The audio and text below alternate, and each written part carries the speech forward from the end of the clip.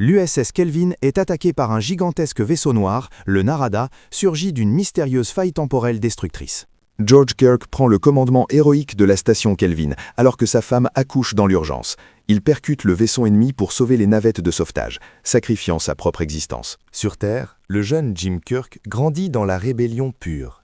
Sur Vulcain, Spock subit les moqueries de ses pairs car il est à moitié humain, luttant pour réprimer ses émotions bouillonnantes.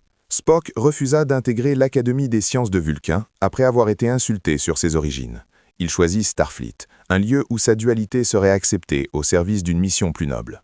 Après une bagarre brutale dans un bar de l'Iowa, le capitaine Pike défie Jim Kirk de rejoindre Starfleet. Il voit en lui le même potentiel héroïque et rebelle que son défunt père. À l'Académie, Kirk pirate le test impossible du Kobayashi Maru, provoquant la colère de son concepteur, Spock.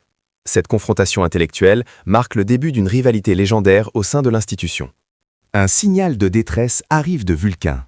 Alors que Kirk est suspendu, son ami McCoy l'injecte secrètement pour le faire monter à bord du tout nouvel USS Enterprise, fleuron de la flotte. Une fois à bord, Kirk réalise que l'anomalie sur Vulcain ressemble étrangement à celle qui a tué son père. Il tente de convaincre Pike qu'un piège mortel les attend à destination.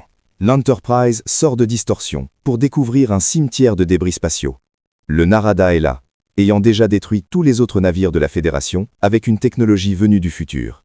Pour neutraliser la foreuse de Nero, Kirk, Sulu et l'ingénieur Olsen effectuent un saut orbital périlleux. La tension psychologique est à son comble alors qu'ils plongent vers la surface de Vulcain. Un combat féroce s'engage sur la plateforme.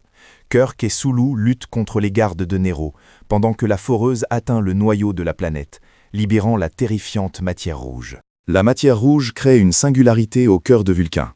Spock descend pour sauver le Conseil et ses parents, mais il assiste impuissant à la disparition tragique de sa propre mère. De retour sur l'Enterprise, Kirk défie le commandement de Spock. Dans un accès de rage froide, Spock exile Kirk sur la planète glaciaire Delta Vega, le laissant seul face aux éléments. Poursuivi par des prédateurs des neiges, Kirk se réfugie dans une grotte où il rencontre un vieil homme, le Spock du futur. Ce dernier lui révèle la vérité sur Nero et la destruction.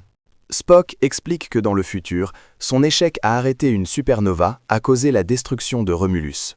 Nero, survivant haineux, est revenu dans le passé pour se venger de la Fédération. Kirk et le vieux Spock trouvent Montgomery Scott dans un avant-poste isolé. Grâce à une équation transdistorsionnelle du futur, Kirk et Scott se téléportent à bord de l'Enterprise en plein vol. Suivant les conseils du vieux Spock, Kirk provoque délibérément la colère du Spock actuel pour prouver qu'il est émotionnellement instable.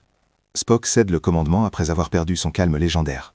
Kirk prend les commandes et lance l'Enterprise vers la Terre, où Nero s'apprête à utiliser sa foreuse sur San Francisco. L'équipage doit agir vite pour éviter une seconde catastrophe planétaire. Kirk et Spock se téléportent à bord du vaisseau de Nero pour récupérer la matière rouge et sauver le capitaine Pike. Ils progressent dans un environnement industriel oppressant et hostile. Tandis que Spock pilote un petit vaisseau pour détruire la foreuse, Kirk affronte Nero dans un duel psychologique et physique violent. Le destin de la Terre ne tient plus qu'à un fil. Spock percute le Narada avec le vaisseau chargé de matière rouge, créant un trou noir à l'intérieur même du navire ennemi. Le vaisseau de Nero commence à s'effondrer sur lui-même. Kirk offre son aide à Nero pour sauver son équipage, mais le Romulien préfère la mort à la pitié de ses ennemis. L'Enterprise utilise tous ses moteurs pour échapper à l'attraction du trou noir. De retour sur Terre, Pike est promu amiral et Kirk reçoit officiellement le commandement de l'Enterprise. Spock rencontre son alter ego du futur et décide de rester dans la flotte pour aider Jim. L'équipage est réuni pour sa première mission d'exploration.